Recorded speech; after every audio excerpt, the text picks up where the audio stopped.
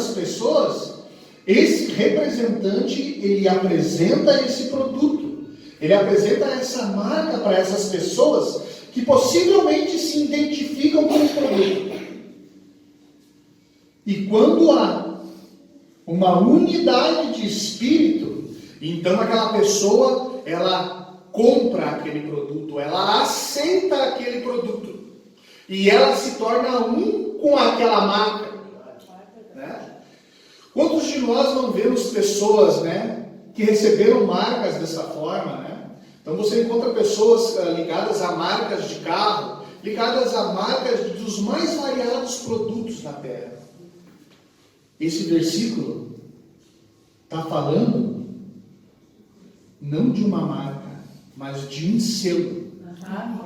Do selo de Deus, da forma que é apresentado. E cada filho de Deus chamado ao Evangelho. E é isso que nós vamos ver agora. Cada filho de Deus chamado ao Evangelho, ele é trazido e assentado em lugares celestiais, para que ele possa ser apto para apresentar este selo a pessoas que potencialmente se identificam com o selo de Deus. Então, quando você está assentado em lugares celestiais, nós vamos encontrar o nosso profeta muitas e muitas vezes dizendo que na congregação eles estavam assentados em lugares celestiais. Eles estavam ali como a representação deste lugar sobrenatural e aptos para serem embaixadores do céu, como Paulo nos falou. Versículo 4. Como também nos elegeu nele antes da fundação do mundo, para que fôssemos santos. E a palavra santo, ela não quer dizer uma pessoa melhor, uma pessoa mais polida. A palavra santo quer dizer separado. A palavra santo quer dizer separação. Então veja que ele nos elegeu para sermos separados, para sermos representantes deste selo. Em outras palavras, para deixarmos a nossa vida e trabalharmos naquilo que fomos chamados. Amém. E irrepreensíveis diante dele, em amor. Agora, esse amor, ele não é o amor de uma mãe por um bebê. Esse amor, como o profeta nos ensina no livro das Eras, é o amor eletivo. Esse amor de Deus, ele está baseado na sua fé, na sua revelação, no seu pensamento antes da fundação do mundo. Porque Deus, ele nunca escolheu o melhor para os seus filhos. Deus sempre escolheu o perfeito para os seus filhos. Deus não tem dois pensamentos. Ele não escolhe entre o melhor e aquilo que se encaixa mais ou menos. Deus sempre escolhe o perfeito. Porque Deus é a origem de toda a vida. E nele só há perfeição. Nada que sai de Deus, nada que se reproduziu de Deus através da sua fé, foi imperfeito. E nos predestinou para filhos de adoção por Jesus Cristo. Aqui nós temos uma outra coisa muito importante. Nos predestinou para filhos de adoção. Para si mesmo, segundo o beneplácito, segundo o desejo mais profundo da sua vontade, não da vontade do homem, para louvor da glória da sua graça, para louvor da glória daquilo que ele dispensa àqueles que não merecem, pelo qual nos fez agradáveis a si no amado, em quem temos a redenção pelo seu sangue, o caminho de volta. Deus, homem, o Deus Espírito, ele não podia ter um sangue, porque o sangue, É a matéria na qual a vida que ele multiplicou habita. Por isso que a Escritura fala que a vida de toda carne está no sangue. E Deus só poderia preencher essa brecha se ele se fizesse carne.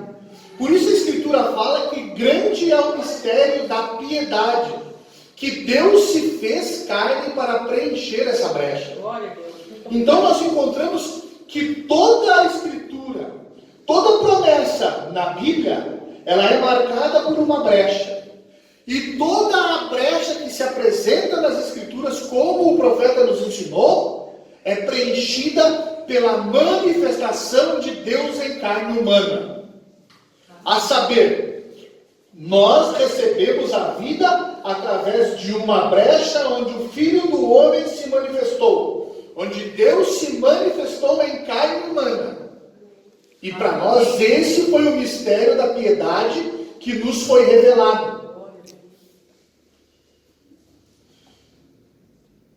A remissão das ofensas segundo as riquezas da sua graça, que ele fez abundar para conosco em toda sabedoria e prudência, descobrindo-nos o mistério da sua vontade, segundo o seu beneplácito, que propusera em si mesmo, segundo o desejo mais profundo do propósito da redenção, de tornar a congregar em Cristo todas as coisas, de tornar a reunir em comunhão na unção do santo, porque Cristo é o ungido. Na unção dos santos, o propósito de Deus com o plano de redenção era nos reunir na unção do santo. Na dispensação da plenitude dos tempos, tanto as que estão nos céus, como as que estão na terra. Eu quero pular e ir até o versículo 13. Então nós vemos que a vontade de Deus, que era feita no céu, ela seria feita na terra, na plenitude dos tempos, quando este Deus colocaria o desejo do seu propósito em ação, e ele reuniria todas as coisas em Jesus Cristo. Versículo 13. Vou ler no versículo 12. Com o fim de sermos para o louvor da sua glória, nós os que primeiro esperamos em Cristo, em quem também vós estáis, depois que ouvistes a palavra da verdade, o evangelho da vossa salvação, e tendo nele também crido, foste selado com o Espírito Santo da promessa, o qual é o penhor da nossa herança para a redenção da possessão adquirida.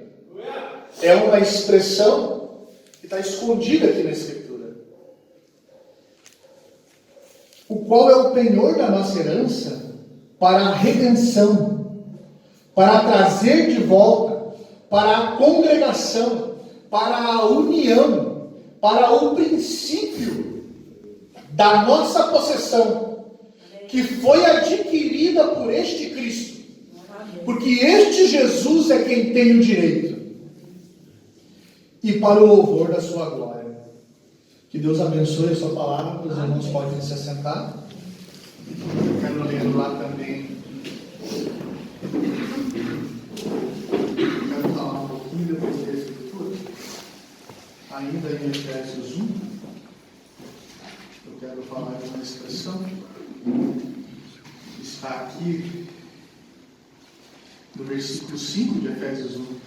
E nos predestinou para filhos de adoção por Jesus Cristo, para si mesmo, segundo o desejo mais profundo da sua vontade. Ele nos predestinou para filhos de adoção. Então, o que nós queremos falar sobre isso é como, se nós estamos lembrando da nossa genealogia, evangelho nós queremos viver? Porque nós temos um evangelho humano e nós temos outras duas formas de viver o evangelho. Mas Deus, ele é perfeito em três. Quando Deus nos predestinou para a adoção não é como ela é feita no reino dos homens hoje. Isso é uma visão humana do que é a adoção. Você não pode adotar alguém que não é da sua família. Quando nós vemos no Brasil a adoção e as leis da adoção, nós podemos observar que as campanhas de adoção e a forma que eles induzem as pessoas a adotar alguém é para que essas pessoas tomem filhos que não têm pais e deles o seu direito de ser pai a essas crianças que não têm pai, que não são parte da sua genealogia. E é uma boa intenção humana, nós não somos contra a adoção, mas essa não é a visão de Deus. Essa é a ideia de um homem. Porque se nós olharmos no Velho Testamento, foi Deus e não Israel que criou o plano de adoção. Foi Deus que predestinou homens para ser adotado. Então, quando você vai adotar uma criança no reino humano, você vai ali, uma criança que não nasceu de você, e isso impede que você se multiplique. Isso lhe toma a promessa de multiplicação e você vai e adota um ser que não é da sua família. E você dá a ele todo o seu direito genealógico. Então essa criança ela vai crescer. E lembrando, nós não somos contra a adoção. Nós estamos usando um exemplo de como viver o evangelho humanamente. E somente humanamente. Então você toma aquela criança e você alimenta aquela criança, e você cuida daquela criança, e você protege aquela criança, e você ensina aquela criança. E obviamente aquela criança ela vai ter o seu jeito, ela vai aprender com a visão que você tem da vida. Ela vai aprender os seus gestos, a forma de você caminhar, a forma de você pensar, e você vai conseguir direcionar aquela criança a ser como você. Mas vai chegar um tempo em que aquela criança ela vai manifestar uma enfermidade, ou talvez ela manifeste um atributo, talvez um atributo como vamos usar um exemplo de uma pessoa que é hiperativa, e quando ela manifestar aquilo que está nos seus genes por dentro, aquela criança não vai manifestar os seus genes. A hereditariedade que aquela criança carrega não é a sua hereditariedade. Ainda que você possa ensinar no intelecto daquela criança todas as coisas, ainda assim, no interior daquela criança, no organismo daquela criança, ela vai manifestar os atributos do seu genitor, do seu pai original. Mas Deus não é assim. A lei de adoção que Deus deu a Israel, ela só podia ser aplicada a filhos. E isso é perfeito. E isso é a verdade. Deus só pode levar à adoção alguém que é seu filho, que carrega no seu organismo espiritual os seus genes, ainda que as pessoas olhem e não vejam,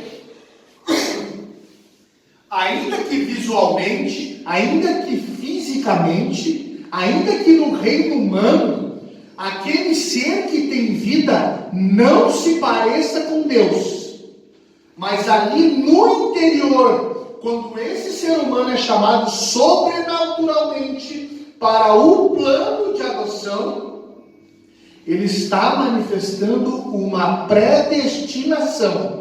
Ele está cumprindo a lei de semeadura. que toda semente dê conforme a sua espécie. E ainda que todas as árvores na terra sejam parecidas, o fruto é diferente. Então, se Deus predestinou pessoas para serem filhos de Deus pela adoção, inegavelmente essas pessoas predestinadas, elas são parte de Deus. Amém. Ainda que o espírito da desobediência tome a essas pessoas, a esses homens, a essas mulheres e a esses jovens, e lhe ensine no seu intelecto toda a religião que ele possa ensinar, e que elas vão e manifestem com seus gestos, com suas atitudes, e até mesmo com seus pensamentos, refletindo totalmente o caráter do espírito da desobediência.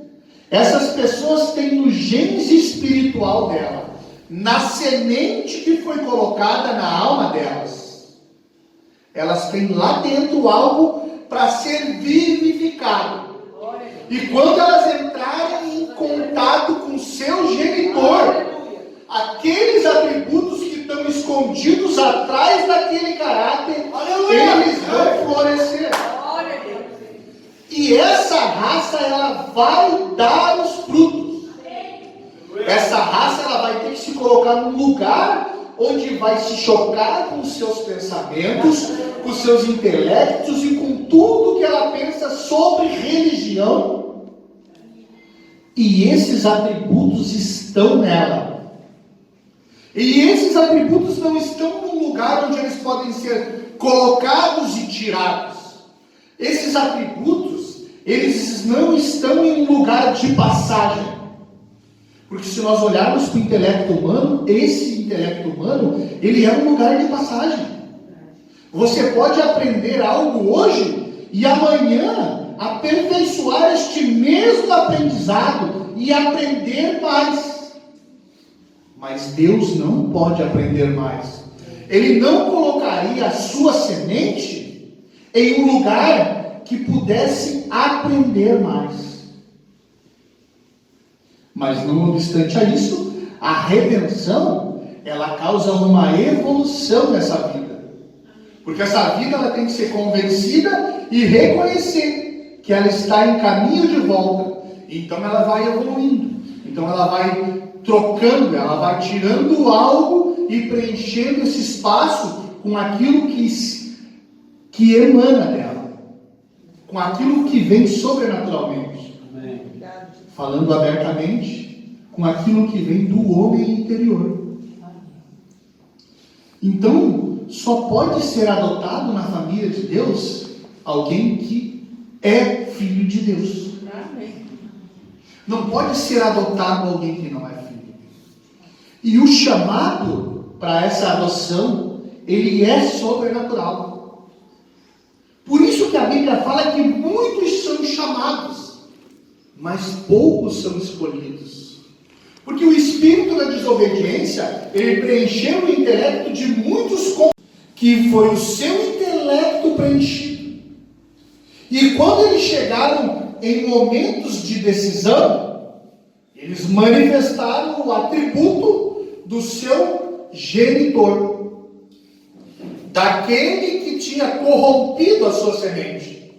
Por isso Jesus chamou os fariseus: vocês têm por pai o diabo, porque o intelecto deles havia concebido corrupção, e eles eram almas irredimíveis, eles não podiam ser trazidos de volta. Apesar de eles terem vida, aquela vida estava corrompida. Então agora nós vamos ler em João 1, e a gente vai ler um pouco. E antes de ler João 1, eu quero ler algo que o profeta fala a respeito disso. Porque nós estamos começando uma congregação nova. Isso é como um casamento, é como você conhecer uma esposa, você conhecer um marido. Até que você chegue ao ponto de ser um com ele, então você faz o quê? Você começa a dividir o seu espírito. Você começa a dividir os seus gostos. E você observa, para ver se aquela pessoa, se ela vai tomar os seus gostos e aceitar aquilo. Para ver se aquele seu gosto, ao olhar daquela pessoa, é algo com o qual ela quer se unir. Se ela quer dividir o teu gosto, as suas preferências, a forma que você tem, a forma que você se veste, a forma que você pensa, como você se conduz. Todo casamento começa por uma união espiritual. E uma união espiritual, você tem que ceder. Como no começo de uma aproximação, você cede um pouco do seu espírito e espera que a outra pessoa ceda um pouco do seu espírito. Até que vocês cheguem a estar unidos e realmente casados. E quando há isso, enquanto esses dois espíritos se unem, então há um regozijo, a ponto de realmente essas duas pessoas se desvelarem uma para a outra e serem unidos em uma só carne. E essa união é que dará o fruto. Da mesma forma é a nossa união com Jesus Cristo. Nós podemos nos reunir em grupos, em sociedades, e ainda incluir nisso o Evangelho. E não estarmos unidos no Espírito de Jesus Cristo. Nós podemos estar unidos uns com a ideia dos outros. E isso é a ideia humana de amizade. Mas a visão de Deus a respeito de união é o seu Espírito. O desejo de Deus a respeito de união é congregar todas as coisas em Jesus Cristo. Amém. Nesse corpo místico. E isso é individual. Isso é um trabalho de cada um. Isso é um relacionamento de cada um com Jesus, que vai fazer com que essas pessoas que ainda carregam um corpo de pecado se unam no Espírito. E não na ideia de nome, e não na concepção do que acham melhor, e não para dividirem pensamentos humanos, mas para assentarem os pensamentos de Deus. E o que são os pensamentos de Deus? É a palavra que Ele expressou. E o que é a palavra de Deus? São as promessas que nos levam à redenção. Por isso que o profeta fala que uma pessoa não pode crer em algo que ela não entende, mas ela pode viver aquilo manufaturando aquilo. E você encontra que, mesmo nas denominações, há muitas mulheres que têm o cabelo mais comprido do que muitas irmãs que nós conhecemos. O que lhes falta é revelação, é entender por que Deus lhe deu o cabelo comprido. Há muitas mulheres nas denominações que elas usam saia, mas elas não têm entendimento do porquê aquilo foi lhe dado. Por isso eles tratam essas coisas como leis, eles tratam essas coisas como regimentos da igreja, lideranças humanas. Por isso essas coisas para eles elas são voláteis, elas podem mudar. Então, o que nós observamos nisso? É que nós devemos ver as coisas através da mente de Cristo. Amém. E observar e perceber as coisas com a mente de Cristo. E a mente de Cristo só é alcançada por fé. E como nós chegamos a expressar essa mente?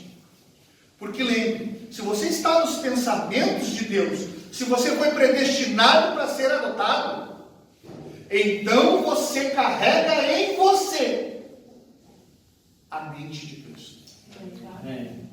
Por isso que Paulo diz, nós temos a mente de Cristo. Só que esse ser, essa semente que vai produzir esse fruto, precisa ser verificado. Nós vamos ler em São João 1. No princípio era o Verbo. O Verbo estava com Deus. E o Verbo era Deus. Pode ser.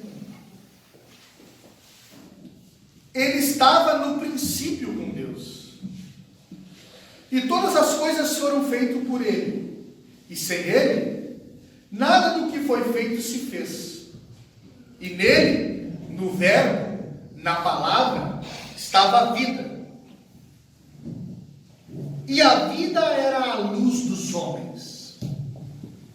Então, quando nós vemos a promessa de Deus, que haveria luz no entardecer, essa é a mesma promessa que foi dada a Israel.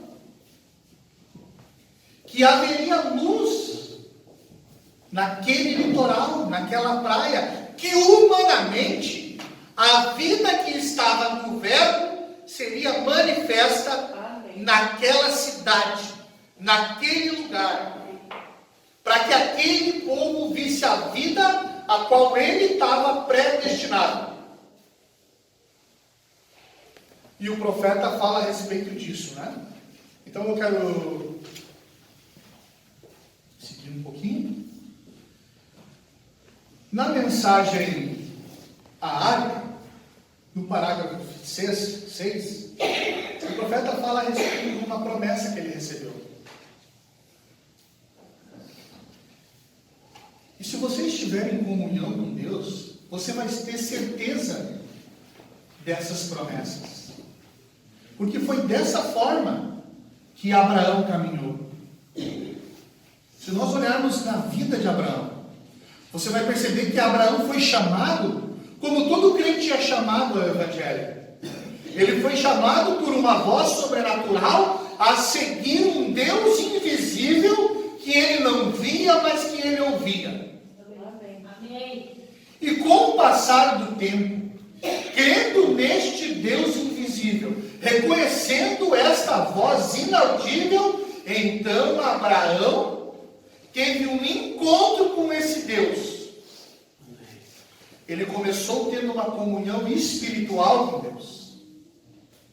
Então Deus veio e trouxe para ele algo que fazia com que Deus demonstrasse para ele que ele fazia parte da genealogia de Deus. Amém. Quando Melquisedeque se apresentou para Abraão com vinho e com pão, aquilo era a demonstração, era para que Abraão entendesse que ele, que tinha reconhecido sobrenaturalmente que existia uma cidade da qual não havia uma promessa, e que ele tinha que encontrar essa cidade, aquela ceia foi dada para ele, para que ele entendesse que aquela cidade não era uma promessa para a adoção de um estranho, que Abraão sempre esteve na família de Deus, e agora Deus trazia para ele comunhão.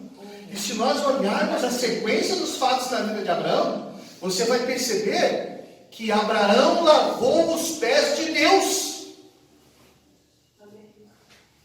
E lembre que na ceia, Jesus demonstra que maior é o ato daquele que está ajoelhado do que aquele que está sentado. Porque é isso que ele deixa claro para Pedro. É isso que ele deixa como exemplo para a igreja. Amém. Mas por que Abraão lavou os pés de Deus? Abraão lavou os pés de Deus. Porque mesmo Deus em uma teofania, quando ele habitasse em carne, ele teria contato com as dores, com as doenças, com as enfermidades, com tudo isso que estava sujeito à maldição da terra. E olha, o nosso corpo é a terra. Então, quando nós olhamos para Abraão, nós vamos vendo que Abraão foi crescendo no reconhecimento da sua genealogia. E o profeta fala assim nessa mensagem, a respeito de uma promessa que ele recebeu, da mesma forma que Abraão recebeu.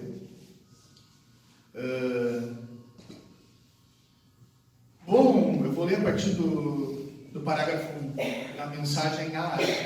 Bom dia, amigos. Parece que cometi um lapso. Estando aqui hoje, eu fiz uma promessa que quando viesse orar pelos enfermos, isso seria anunciado no programa de rádio pelo irmão Neville. Mas de algum modo os secretários não conseguiam encontrá-lo ontem.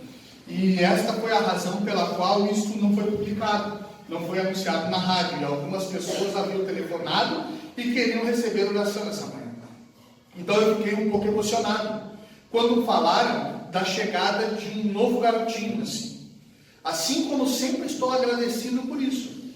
Quando a enfermeira trouxe do quarto e eu disse, José, tenho te esperado por 4 anos.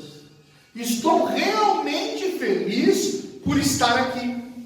Por isso, aqui, há cerca de 4 anos atrás, eu estava, pouco antes da garotinha nascer, antes de sabermos que ela estava chegando, ora, eu estava orando um dia, após ler a vida de José na Bíblia. E pensei, que homem perfeito. Abraão foi a eleição. Isaac foi a justificação. Jacó foi a graça. Porém, José foi a perfeição. Foi isso, veja, nada mais foi dito sobre aquilo.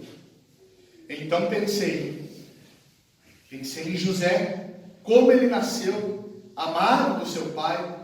Vou dizer, a propósito, recebi um telegrama ou uma mensagem da África que diz que estão fazendo para ele um casaco de muitas cores. Sim, senhor. Eles o estavam esperando. Então eu voltei, entrei em um pequeno aposento e comecei a orar. E Deus, eu simplesmente caí em lágrimas ao pensar que pessoa maravilhosa era aquele José. E como ele foi vendido por 30 moedas de prata, praticamente por 30 peças de prata. Como Jesus, me perdoem, como Judas vendeu Jesus. E ele foi tirado da sepultura, e vocês sabem, se assentou à destra de Faraó, como ninguém podia ver o rei, e a não ser através de José. E a trombeta soava, e cada joelho devia se dobrar enquanto ele passava. E a mesma coisa com Jesus, vocês sabem, toda língua confessará. Eu simplesmente voltei e comecei a orar. Agora, há 3 elementos nos quais as pessoas vivem. E isso inclui os cristãos. O primeiro é humanístico. Você pode tomar uma promessa de Deus. Você pode tomar a palavra de Deus e vivê-la humanamente, conforme o conceito humano.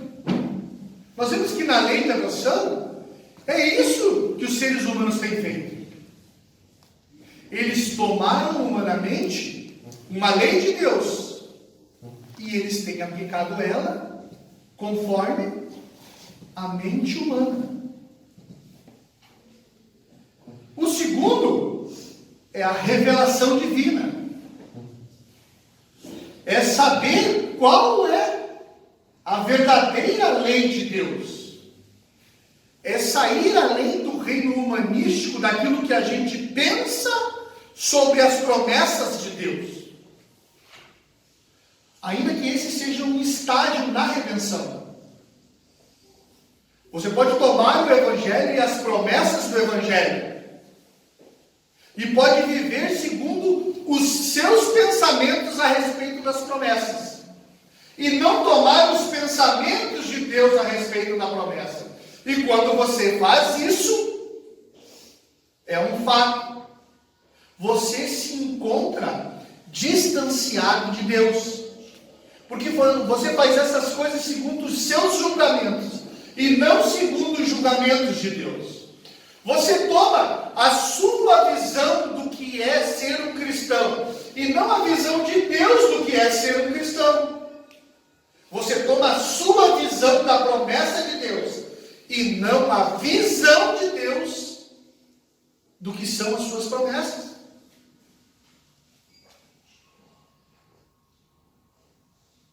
E o terceiro é a visão. E a visão, ela só pode ser mostrada sobre o subconsciente de um ser humano.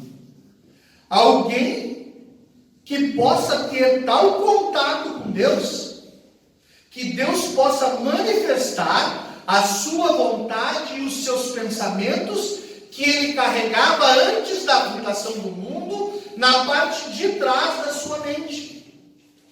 O profeta nos ensinou que um profeta ele é um vidente, que ele nasce naturalmente, na sua natureza humana, diferenciado dos homens, que ele tem o seu subconsciente ligado ao seu consciente. Agora, como a oração, quando você ora por qualquer pessoa, no humanístico, nós dizemos, bem, eu espero que você fique bom, eu estou com esperança, eu estou crendo contigo, tento usar toda a fé que possuo. Isso é humano. Isso é uma vontade que você tem para expressar o desejo que você tem para que aquela pessoa fique curada. Isso ainda não é o evangelho sobre revelação. Isso ainda não é o evangelho sobre visão. O segundo é a revelação divina. Quando algo é revelado a você, você apenas sabe no seu coração que aquilo vai acontecer, embora não haja nada, exceto a revelação. Então veja, os pensamentos que você tem, os bons pensamentos a respeito de uma situação, ainda são um evangelho e um reino humanístico. Agora, quando espiritualmente Deus vem ao seu coração e lhe dá a certeza de que aquilo vai acontecer, então aí você está agindo e vivendo o evangelho sobre revelação. Amém. E o terceiro é a visão. Naturalmente, este é o assim diz o Senhor, perfeitamente positivo. A visão, ela te coloca exatamente no cumprimento daquilo que é positivo. E o positivo aqui não está falando a respeito de bom. O positivo aqui está falando a respeito da vontade perfeita de Deus, cumprida no tempo exato. Amém. Agora, isto entrou neste estado aqui. Isto o quê? O nascimento deste garotinho, o nascimento do filho do profeta. Em algo me disse, você terá um menino e você chamará de José. Bem, eu tive uma garotinha. Então pensei, eu louvei ao Senhor por isso, e um mês, logo após aquilo, descobrimos que seríamos pai novamente. Então eu pensei que talvez fosse aquele meu José. Então quando chegou, era a Josefina, era uma garota. Então muitos pensaram que eu havia dito que era José, e eu disse, não, eu não disse que era José. E alguns deles disseram, bem, você não disse que viu uma visão disso? Você sabe como as pessoas confundem as coisas. E eu disse, tem umas fitas sobre isso, vejam, ouçam. Eu nunca disse que era José. Eu disse, o Senhor colocou no meu coração que terei um filho chamado José. Vejam, eu disse, não sei como, quando ou o que, mas isso será assim. Então eu não sabia. E pôde que venham 6 meninas antes de tê-lo, mas ele estará aqui, Aquilo nunca deixou o meu coração. E nós seguimos em frente. Amém. Da mesma forma, todas as promessas no Evangelho. Da mesma forma, todas as bênçãos espirituais nos lugares celestiais em Cristo Jesus. Você pode tomar essas coisas humanamente e vivê-las humanamente. Você pode tomar essas coisas através da revelação e saber que isso é o pensamento de Deus. Mas isso deve se tornar visão para você. E isso só vai se tornar visão para você quando você conceber a mente de Cristo. Quando você der fruto à mente de Cristo. Todas essas promessas, elas estarão prontas para vir à existência. Agora na mensagem O Verbo se fez carne, no parágrafo 85, o profeta fala a respeito dessa escritura. E ele começa a nos mostrar como nós chegamos à mente de Cristo. E ele começa a nos mostrar que a mente de Cristo, ela não está no nosso intelecto. Ela não está nos nossos pensamentos humanos, nos conceitos que nós temos sobre o que é ser um cristão. Mas ela está colocada naquele ser que Deus criou. Aquele ser que veio à existência da vontade de Deus. E esse corpo veio da vontade do pai e da mãe, não da vontade de Deus. Por isso Jesus disse que até que você nasça de novo, você não poderá entender o reino de Deus. Tampouco você poderá crer nessas coisas. Foi isso que ele falou a Nicodemos. Que não era o conhecer, o ensinar a lei, o saber toda a lei, a palavra de Deus que eles tinham em mãos, o possível de Deus que eles tinham em mão, não era isso que ligaria a ele àquela teofania. Não era isso que daria a ele fé para que ele pudesse ser transladado. Eu vejo coisas, mesmo visões e coisas que o Senhor me mostrou, e dar uma volta e fazer o contrário. Veja, o profeta. Vocês imaginam? E Deus me mostrando. Eu tive isso em Lisboa. Eu disse, Senhor, simplesmente tira tuas mãos de mim. Eu não sou nem mesmo digno de ser teu servo. Ver algo que ele me falou, e eu tinha esquecido tudo sobre isso. E fui direto. Isso aconteceu. Eu pensei, ó, que coisa, por que eu não lembrei daquilo? Vem, aqui eu tinha escrito isso em meu bolso, em um pedaço de papel, e entrei direto e fiz algo contrário, vem. E ali, isso mostra o quão bom eu sou, vem. Não, ó, o pior de todos eles seria eu, porque depois que Deus lhe diz para fazer algo, e você vira e faz o contrário, isso é terrível, vem?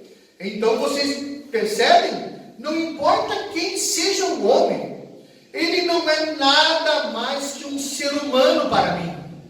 Ele vai e comete erros, então vamos suportar uns aos outros, e fazer o melhor que pudermos. E esta é a única coisa que nós podemos. Correto? Amém.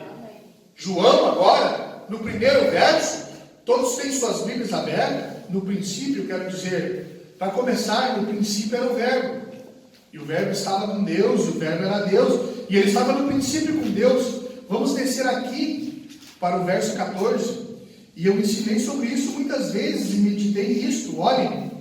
E o Verbo se fez carne e habitou entre nós. E vimos a sua glória, a glória do unigênito do Pai, cheio de graça e de verdade. Vejam, no princípio era o Verbo. No princípio. Vamos obter algo real aqui. Eu vejo algo. E o Espírito Santo deve ter ordenado que fosse assim, bem. Eu vejo algo grande aqui. No princípio era o Verbo. Bem, você não pode regressar, mentalmente falando, além do princípio. No princípio. Você não pode regressar humanamente falando até a sua origem, que está além do princípio.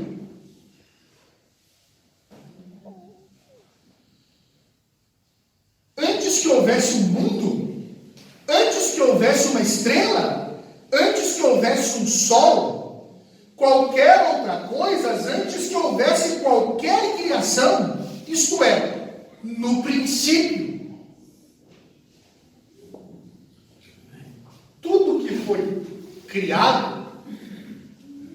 tudo que foi criado tem um começo e tem um fim. Apenas Deus é eterno. Amém. E aquilo que é parte de Deus carrega sua eternidade. Amém. Agora, o mais longe que podemos ir é de volta ao princípio. E no princípio era Deus, o Verbo. Veja. Então o Verbo era Jesus, correto? Ó, que coisa. Quem era no princípio era Jesus Cristo. Então, em nossos pensamentos católicos de filiação eterna, isso não poderia ser assim.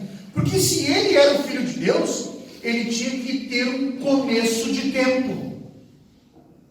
Ele tinha que ser nascido de qualquer maneira para ser um filho correto. E se ele era um filho de Deus, nós vamos perceber o fôlego aqui nessa boa e velha escritura. Como eu amo isso, simplesmente.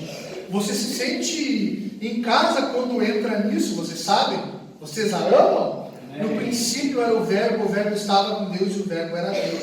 O Verbo, ele próprio era Deus.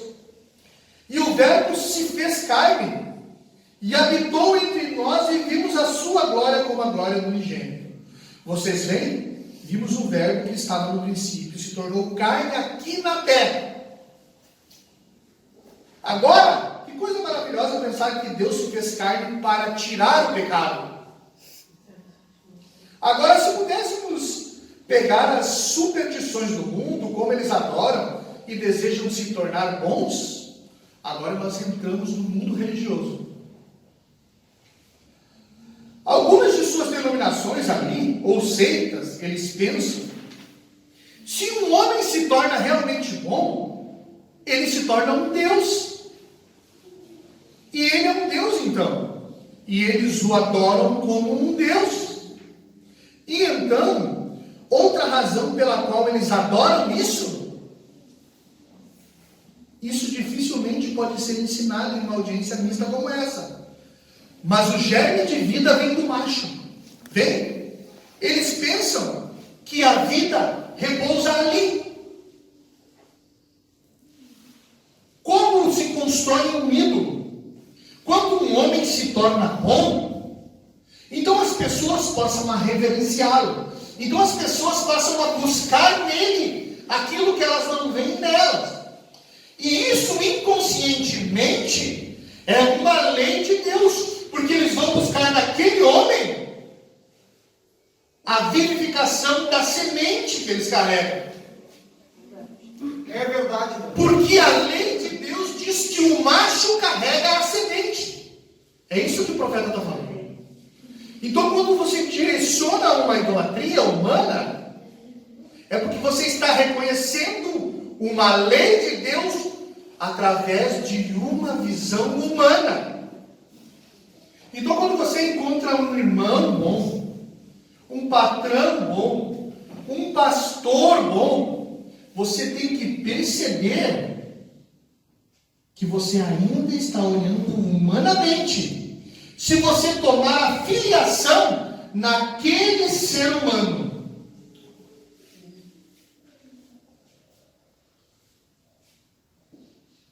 A vida repousa ali.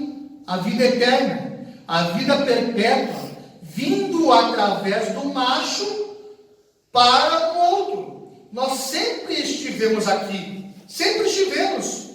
O mesmo Espírito se movendo vez após vez em pessoas. Vocês veem? É por isso que eles adoram o homem, porque é dele que vem o germe de vida.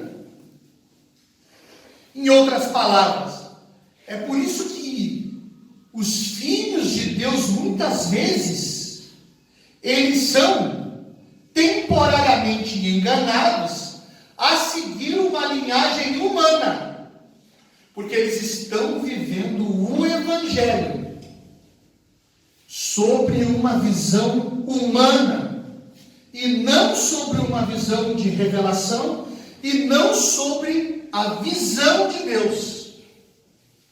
Então, muitas vezes você vai encontrar na sua vida o fracasso por causa que você está vivendo o Evangelho, mas com uma visão humana, colocando os seus anseios, a sua vitória ou a sua derrota em um ser humano mortal como você. É verdade, Deus.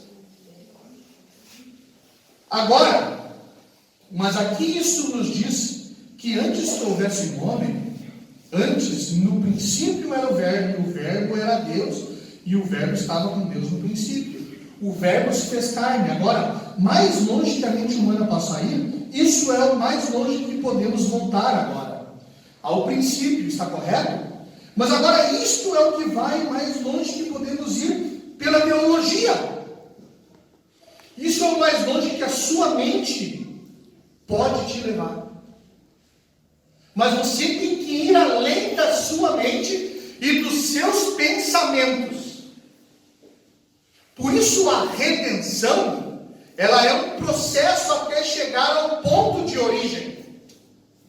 Até que você chegue a este corpo glorificado.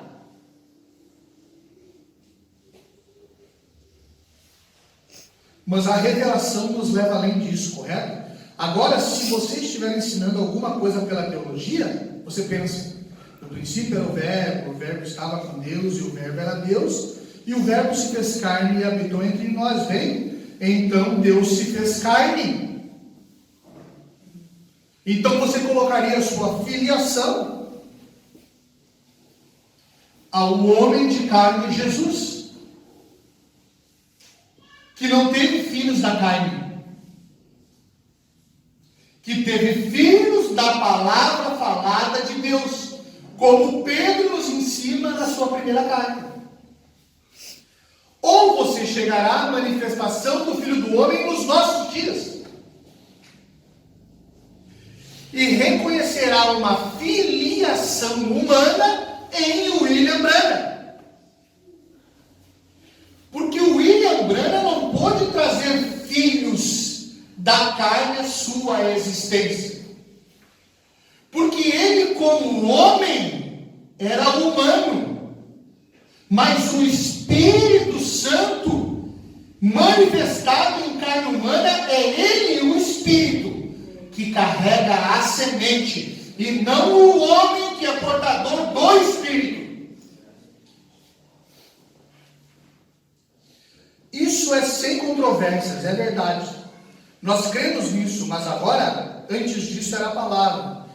E o que é uma palavra? Uma palavra é a manifestação de um pensamento, é a expressão de um pensamento. E antes de você dizer algo, no seu subconsciente, você pensou nisso.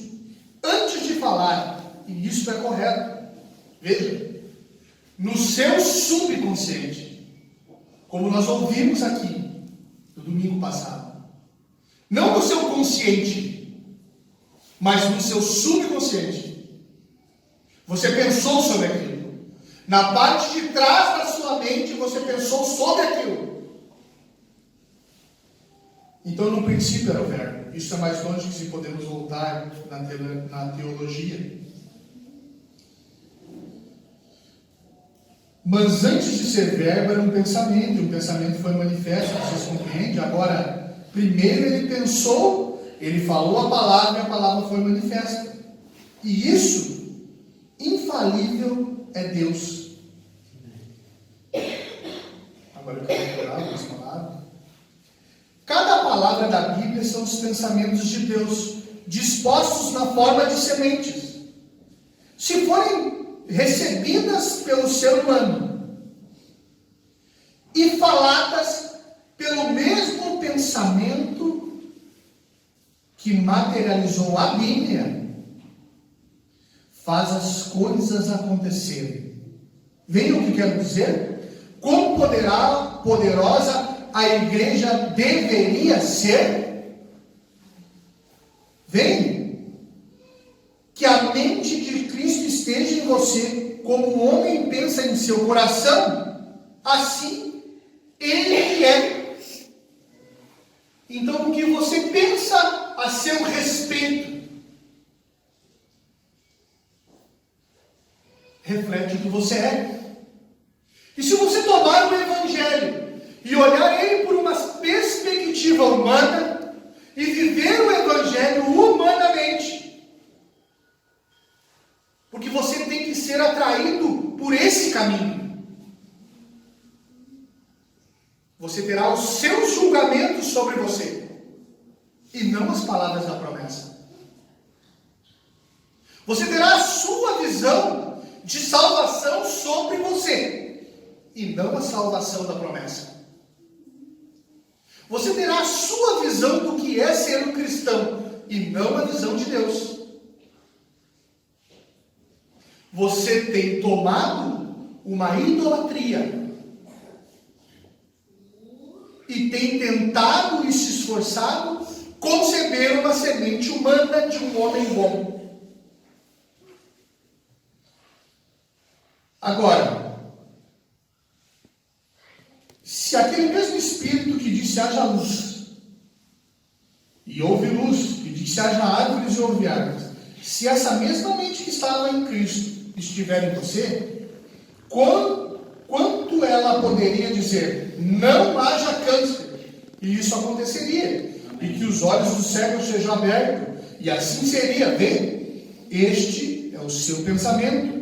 Jesus disse, você diz, isso foi Jesus, mas espere um minuto. Ele disse, tende fé em Deus, porque em verdade vos digo que qualquer que disser a este monte, ergue-te e lança-te no mar, e não duvidar no seu coração, mas crê que fará aquilo que diz, tudo o que ele disser lhe será feito. E isso está correto. Você terá isso. Não eu, mas você terá isso. Amém. Que poder que tem sido dado à igreja. Agora, pode expressar isso você pode expressar isso através de uma concepção mental, humanamente. Mas se isso vem de uma verdadeira revelação de Deus, que você vê antes de acontecer e a expressa na forma de palavra, aquela palavra toma posse e se materializa. Um pensamento expressado. Ó, que coisa! Se o seu coração e a sua mente estiverem assim, preenchidos com o Espírito de Deus, a ponto de os seus pensamentos se tornarem os pensamentos dele, amém? Aí está. Quando a sua mente, a sua liderança, a sua orientação se tornam um lugar direto ou uma inspiração direta do Espírito Santo se movendo no seu lugar mortal, que tipo de pessoas deveriam ser? Se o próprio Espírito Santo está tão encarnado e tão apoderado de você, de tal modo que você não usa os seus pensamentos, você não usa a sua própria mente, não usa a sua própria opinião, mas o Espírito Santo está tão incorporado em você, de tal maneira que os seus pensamentos e o seu ser é o próprio Espírito de Deus expressando-se através de você. Que tipo de igreja deveríamos ser? Que tipo de pessoas deveríamos ser nessa manhã?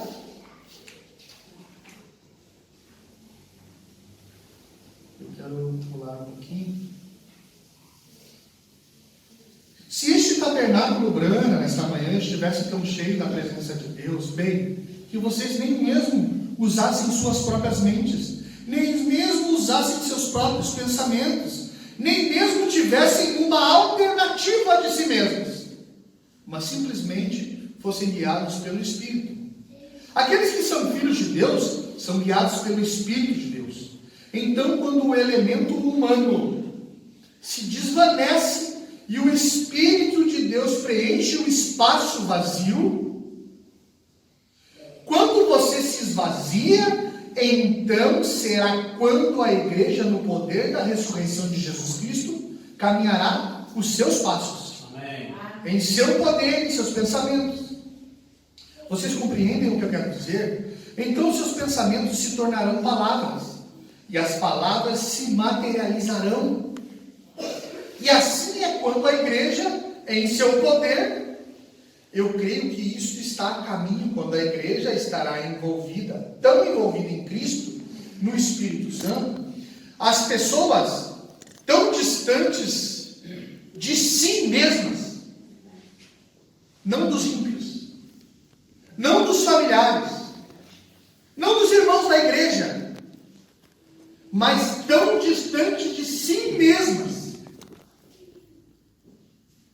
que elas não consideram a si próprias, sem nenhum pensamento, a não ser servir a Deus.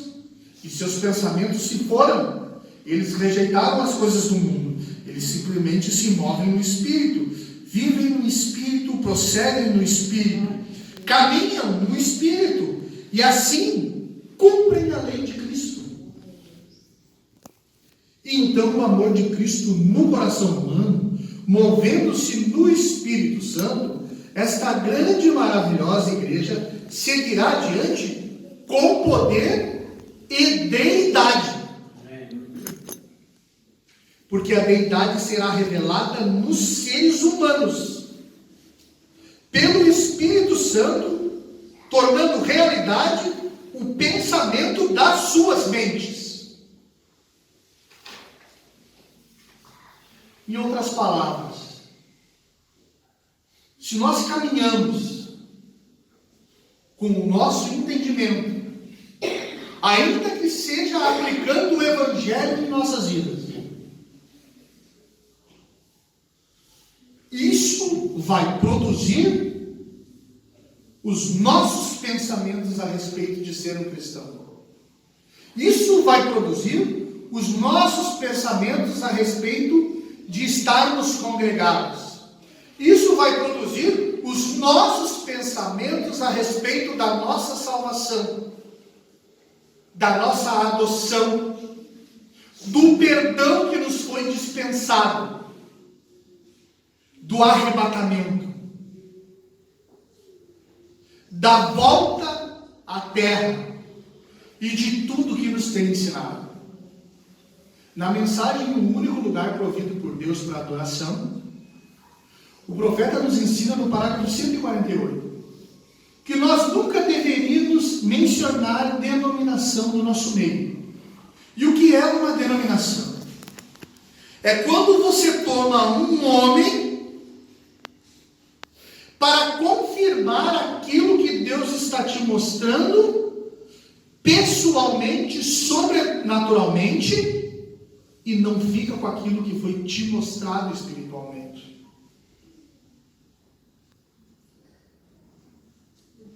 Vivendo hoje, Deus não nos dispensou para sermos perdedores. Nós estamos vivendo na última parte da estátua que Daniel viu. Nós vivemos num país católico, onde o comunismo provou do poder. E agora, o catolicismo está se estabelecendo. Onde um presidente católico, casado com uma esposa protestante, está unindo os protestantes para lutar contra o comunismo. Mas o que o profeta nos ensinou? Que ainda que nós olhamos para o final daquela estátua, e nós veja 2 pés distanciados um do outro, esses aqueles 2 pés que nós vemos, um de cada lado, lá em cima, em um período do tempo, eles estavam unidos no corpo daquela imagem. Eles são parte do mesmo poder, da mesma besta. E no livro das Eras o profeta nos ensina que só os eleitos são chamados para fora. Em Apocalipse 18, sai dela, povo meu. E na sua mente você pode entender assim: eu estava dizendo, apareceu essa nova luz da palavra. A palavra se abriu de uma forma que as coisas se tornaram mais reais. E eu estava desviado, e isso me chamou. E eu vou dizer para você que pensa isso, que tem isso no seu coração: foi um plano de Deus colocar você distanciado de um sinal intelectual, para que você pudesse seguir caminhando na promessa por revelação. Se um homem hoje, se ele foi desviado da palavra,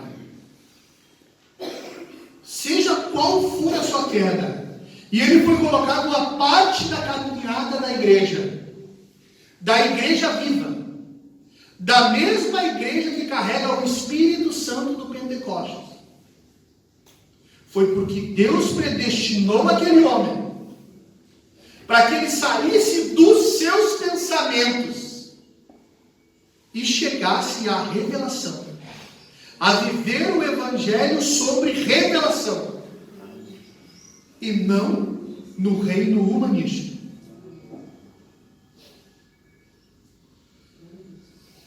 Agora eu quero ler só mais um, que nós vamos finalizar.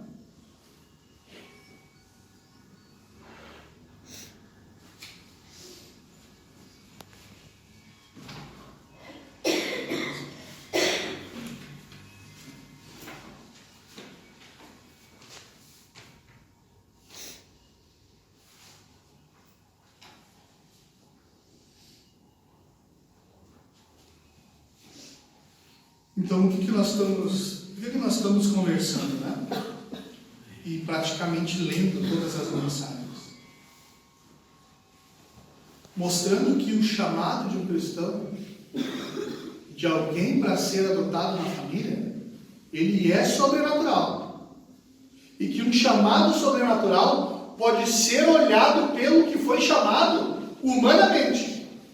E a forma que você vê a promessa não destitui a promessa. Ela continua sendo sobrenatural. Por mais que você ache que foi guiado pelo irmão tal, ou porque o pastor tal lhe trouxe ao Evangelho, por mais que você pense humanamente sobre o seu chamado a caminhar no Evangelho, ainda assim ele é sobrenatural. Porque o Espírito Santo, naquele homem que você teve contato, é ele que carrega a semente, e não o homem em si.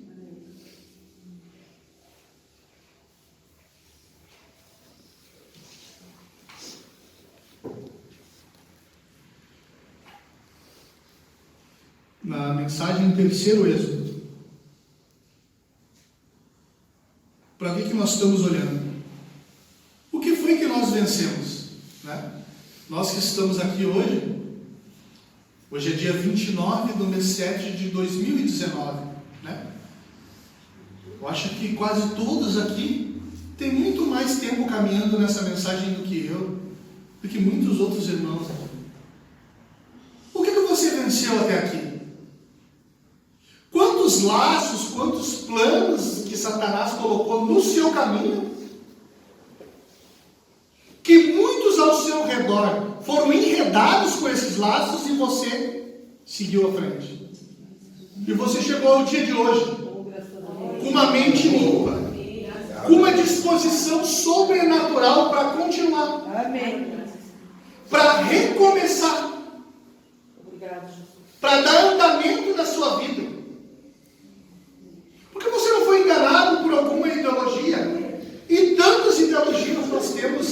neste reino chamado mensagem.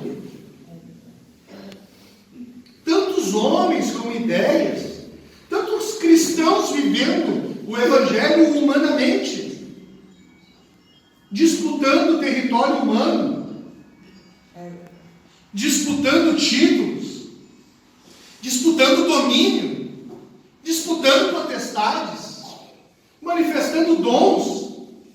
Por que você não caminha em nenhum desses lugares sobre essa liderança humana? Por que você não colocou a sua expectativa de novo nascimento em um homem desses? Jesus disse que bem-aventurados eram os pobres de espírito, porque deles era o domínio dos céus. Bem-aventurados os mansos, porque esses, eles herdarão a terra. Porque os pobres de espírito e os mansos não lutarão contra o espírito. Nunca Estevão poderia dizer a alguém que fosse manso e que fosse pobre de espírito que ele resistia ao Espírito Santo. E você só resiste ao Espírito Santo quando você não vai adiante e caminha em um evangelho humano, segundo a sua visão humana das promessas de Deus. Por isso muitas pessoas, o profeta fala que os magos, eles eram astrólogos, e eles estavam olhando no céu, porque eles sabiam, e eles chegaram a esse conhecimento, através dos livros que Daniel colocou na Babilônia, como a Bíblia foi colocada no reino humano, na Igreja Católica. Se você ler a sua Bíblia, os direitos autorais deste livro são do Papa. E eles olharam as estrelas e eles acompanhavam aquilo, meditando sobre essas profecias que estavam nesses livros que estavam na Babilônia. E um dia eles olharam para o céu e viram uma luz nova, uma nova estrela, uma estrela que não estava naquele lugar. E essa estrela que apareceu ali deu a esses homens gentis fé para que eles seguissem essa estrela sobrenatural. Amém. Por que você hoje caminha assim? Por que nós chegamos assim? Por que tantas coisas que na palavra parecem tão contraditórias para outras pessoas, no nosso coração Deus diz que é a verdade? Amém. Porque você foi preservado. Levantou-se um faraó que não conhecera José. É a mesma coisa hoje. Um homem se levantou protestando juramento lá na Casa Branca, que se recusou a prestar juramento e não prestará seu juramento de que ganha liberdade de religião. Vou pular um pouquinho. O homem natural, o anticristo, está crescendo agora, por meio de política. Ele já chegou à Casa Branca. Em religião, ele deixou todo o povo tão confuso que eles de fato se deixaram levar por isso. E os líderes denominacionais, praticamente cada igreja que há na nação, já está na confederação de igrejas. E Ramsés está crescendo. E todos estão se unindo, e isto é o que eles terão. E o que isto causa? Constitui um poder, uma besta, exatamente como a primeira. Em todo lugar em que há uma união de espírito, seja no Espírito Santo, seja no espírito da desobediência, isso aglomera um poder. E aquele grupo tem poder para mover algo. Isso caracteriza a besta no Concílio Mundial de Igrejas. Isso caracteriza a besta na ONU.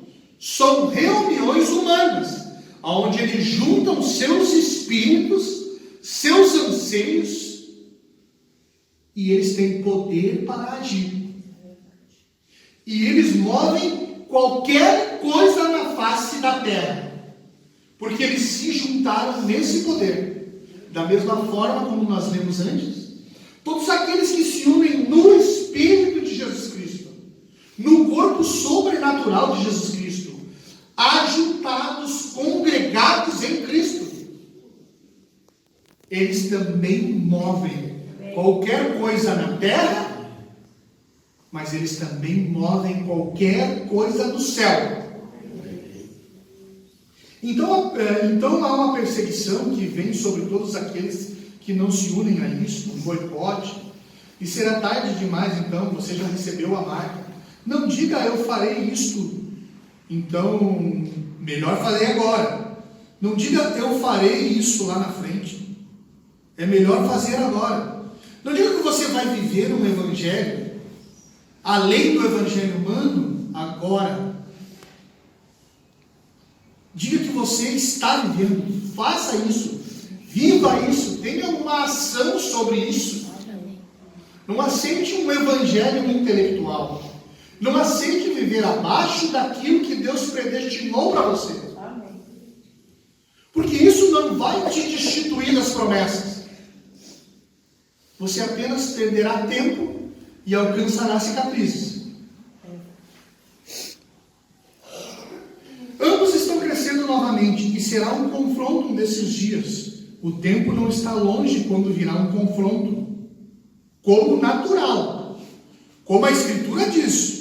O natural tipifica o espiritual e você não pode escapar disso. Aí está bem diante dos nossos olhos. É a verdade. Veja a igreja agora, chamados a sair, tornando-se poderosa. O Espírito Santo tem descido, os mistérios de Deus sendo revelados e colocados em ordem. Está vendo? É aqui mesmo. Ela já está na Casa Branca e a igreja está se unindo, amém? Não uma denominação fora da escravidão de iniquidades, para longe dos amorreus, mas um povo que é livre. Deus tinha Moisés, seu futuro profeta. Ainda que ele já tivesse profetizado, isso provou que ele estava certo, mas ele ainda estava na escola do deserto, oculto do resto do mundo. Mas ele foi instruído, sendo treinado no deserto. Agora nós pensamos, de que forma Moisés foi treinado no deserto? Ele foi treinado a enxergar as coisas, as promessas que a sua mãe tinha lhe dito a respeito deste Deus, pela visão das promessas, e não pela sua visão humana, que ele tinha sobre liderança. E os inimigos proporão sempre o seu sistema, e a incredulidade o aceitará, porque o inimigo é o sinal intelectual. O inimigo é o sinal humano. O inimigo é o sinal de conceitos humanos a respeito das promessas de Deus. Agora lembre-se, há dois, não esqueça disso, há somente dois poderes. Um é o poder espiritual do Espírito Santo.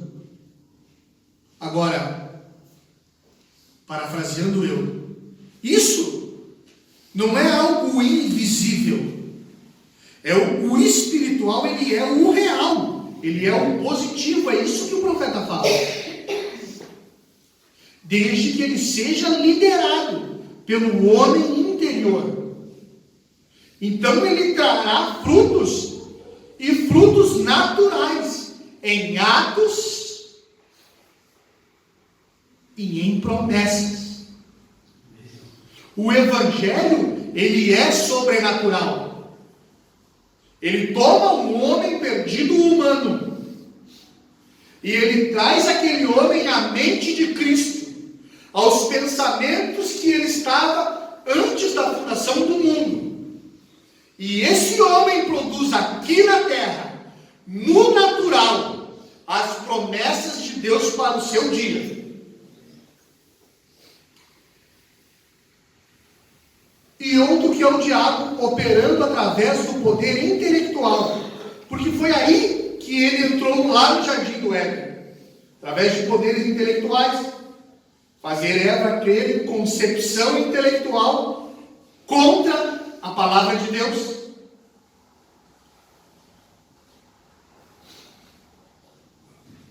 É tão claro quanto possa ser. As crianças poderiam entender isso. Está vendo? Está vendo? É assim que tem sido o tempo todo. Aqui está, no Egito, nessa manhã, há um poder intelectual operando em Ramsés, tornando todo poderoso. E o levantou, o qual não conhece liberdade, para permitir o que José tinha feito, o que a igreja tinha feito no princípio. E agora vemos a mesma coisa, um poder intelectual entrelaçando as igrejas, e se levantou uma cabeça eclesiástica que não se importa acerca da Bíblia. Em outras palavras, nós estamos vivendo um momento de alvoroço, um momento de tudo tem sido trazido para fora das promessas, e tudo que tem sido nos ensinado que é real e não é espiritual, isso tem se chocado com o intelectual dos homens. Muitos deles, filhos de Deus. Por que eles não podem ver? Porque eles não têm visto através da mente de Cristo. Porque Cristo é reconhecido pelas suas características e não pelo seu corpo humano. Fácil seria nós crermos num corpo com chagas, mas essa foi promessa, foi há 2000 anos atrás, ela já se cumpriu. Fácil seria nós crermos em um homem nascido em Kentucky, que foi trasladado vivo. Mas essa promessa do Filho do Homem foi há mais de 50 anos atrás. A nossa promessa hoje é que nós teríamos a mente de Cristo para nós mesmos reconhecermos a palavra, reconhecermos a promessa. E se você, no dia de hoje, não nessa igreja, não sobre o ministério do pastor Raimundo, mas se você no dia de hoje tem visto as promessas de Deus como reais e tem buscado viver por elas, é porque você foi predestinado para a adoção. Amém. E se nós somos predestinados para a adoção, é porque nós somos da família de Deus. Porque primeiro é o fundo que clama, depois é o fundo que responde. E você não pode clamar por algo o qual você não conhece, o qual não existe para você. Você não pode, eu não li o parágrafo, mas o profeta fala a respeito dessas coisas mais para frente na mensagem, sobre o milênio. Você não pode clamar estar num lugar se você não foi predestinado para estar naquele lugar.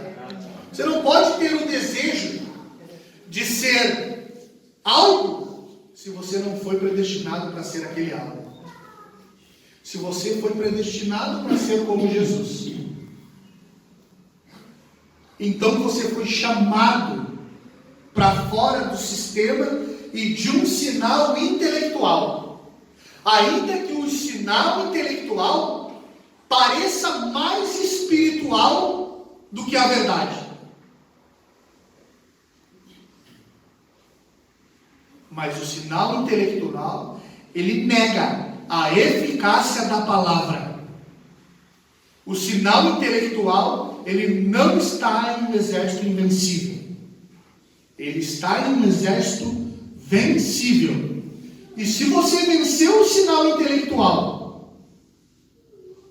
para crer que o Espírito Santo de Deus é real, então você é um filho predestinado à adoção. Não importa o que você veja na sua vida, não importa o que você veja na igreja, não importa o que você veja no mundo, você não pode pecar, porque a mente de Deus permanece em vós.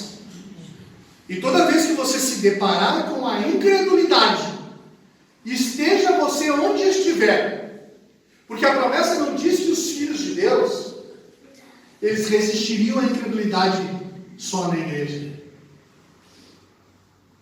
A promessa diz que os filhos de Deus não podem pecar, porque a semente, a palavra de Deus, ela permanece nele.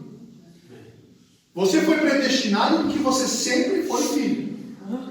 Se nós estamos reunidos hoje aqui, recomeçando um trabalho, recomeçando uma adoração ao nosso Deus, recomeçando uma caminhada, é porque nós somos predestinados. É porque ainda que muitos de nós, e eu não falo só por vós, eu falo por mim, tenham uma visão humana de muitas promessas, ainda assim, as promessas são reais. Então que nós possamos caminhar juntos, vivendo o Evangelho no seu ápice, na perfeição, passando pelo reino humanístico, e vivendo a revelação, e passando pela revelação e vivendo a visão. Que Deus abençoe a cada um nessa manhã, e Deus abençoe a todos nós em nome de Jesus, Senhor Ezequiel.